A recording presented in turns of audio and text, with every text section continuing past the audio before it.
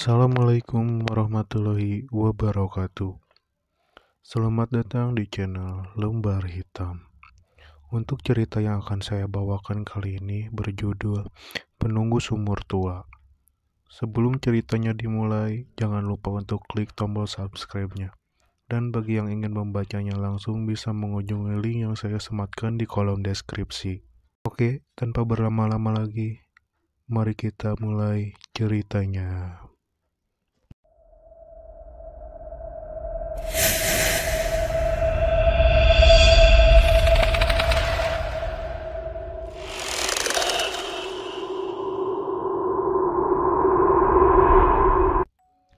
Namaku Raka.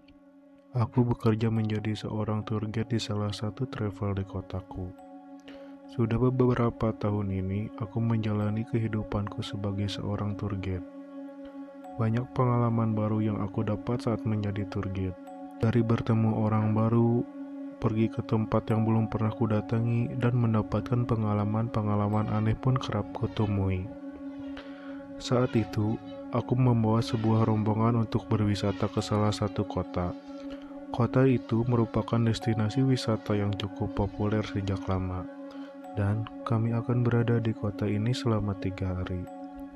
Pada hari pertama, tidak ada kejadian apa-apa, semuanya aman terkendali.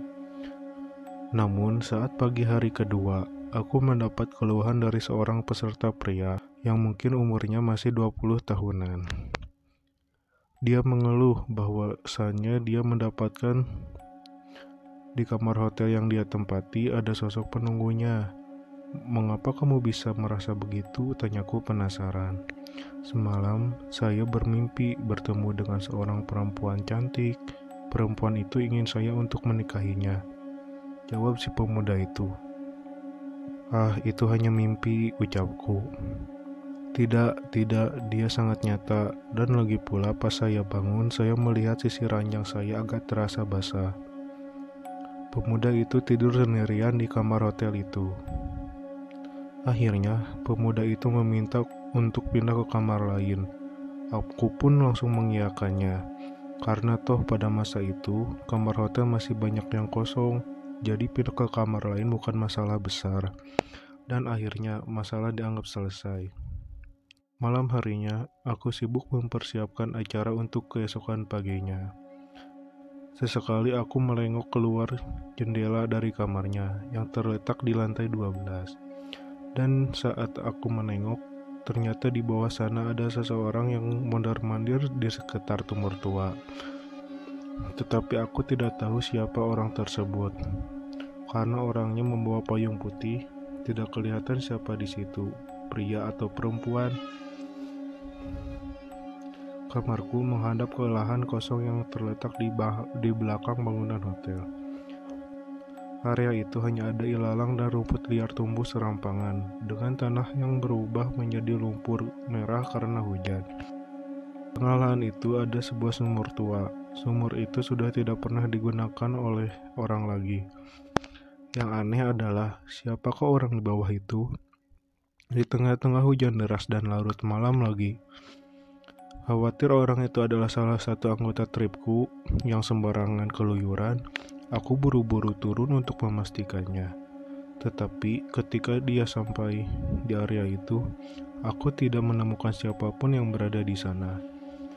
Dan sebaliknya, aku melihat dua sosok perempuan dewasa dan seorang anak kecil. Mereka berdua berjalan bergandengan tangan membelakangiku. Mereka tidak memakai payung dan berjalan menuju sumur tua. Beberapa langkah kemudian, entah karena menyadari ada kehadiran orang atau bagaimana, si anak kecil ini menoleh ke belakang, menatapku. Walaupun saat itu tengah hujan deras dan malam hari, tetapi aku sangat yakin apa yang aku lihat itu nyata. Wajah sang anak kelihatan sangat berkeriput. Kalian tahu, ketika sudah lama berenang atau berendam air, kulit jari sering menjadi berkeriput atau mengkerut. Nah, bedanya si anak ini berkerut pada sekujur tubuhnya termasuk wajahnya. Aku hanya diam tertegun melihat sosok itu. Beberapa saat sang wanita dewasa juga menoleh ke arahku. Dia tersenyum. Tapi selain itu, dari lubang telinga, mata, hidung, dan mulutnya kelihatan seperti keluar darah. Aku pun gemeteran, tidak berani bergerak, sedangkan si wanita dan anak terus berjalan ke arah sumur. Setelah berdiri di depan sumur, mereka menghadap membelakangi sumur sehingga menatapku.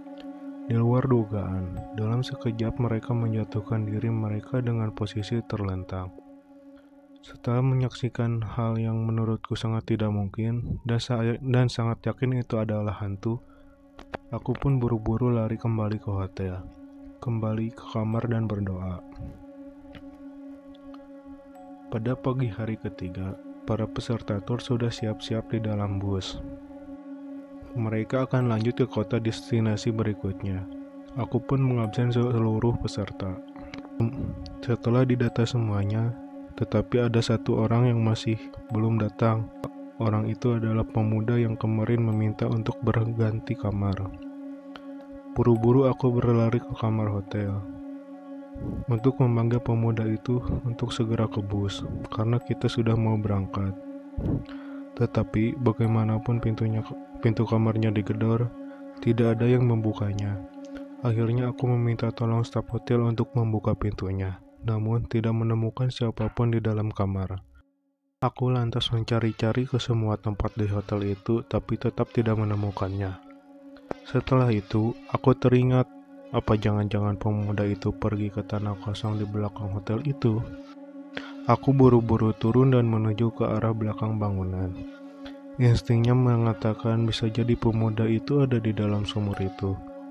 Beberapa peserta tur yang menemaniku mencari pria tersebut ikut berlari mengikutiku. Ketika mendekati sumur tua, semua yang hadir di situ juga terkejut bukan kepalang. Lumpur di sekitar sumur terdapat banyak sekali jejak kaki. Ada yang besar dan juga kecil. Dengan hati-hati, aku mendekati sumur dan melihat ke dalam sumur. Dan memang seperti dugaanku, pemuda itu berada di dasar sumur. Pemuda itu dalam kondisi tidak sadar. Dengan bantuan beberapa peserta trip, mereka berhasil mengeluarkan pemuda itu dalam sumur. Saat dicek nadinya, untungnya pemuda itu masih hidup, hanya pingsan. Setelah pemuda itu mulai siuman, dia mulai cerita apa yang sebetulnya yang terjadi. Malam kedua setelah dia pindah di kamar hotel, ternyata wanita dalam mimpi tersebut masih tetap mencarinya dan memintanya untuk menikahinya. Tentu saja pemuda itu tidak sudi. Di dalam mimpi, perempuan misterius itu yang sedari tadi berdiri di dekat jendela mulai menuju ke samping tempat tidurnya. Perempuan itu menggandengkan tangannya. Herannya, pemuda itu mau saja ikut perempuan itu. Dari situ, dia mulai tidak begitu ingat apa yang terjadi setelahnya.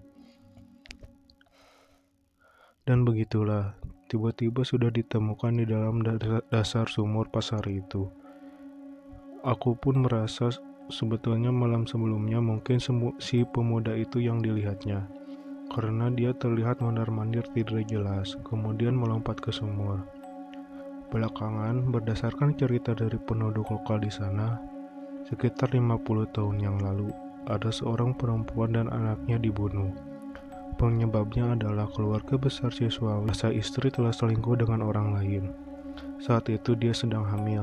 Keluarga besar suami tidak percaya jika anak yang dikandungnya adalah anak kandung dari suami sahnya. Akhirnya, keluarga itu secara diam-diam mencelakai perempuan itu dengan membuat dirinya terjatuh ke dalam sumur dan meninggal di sana.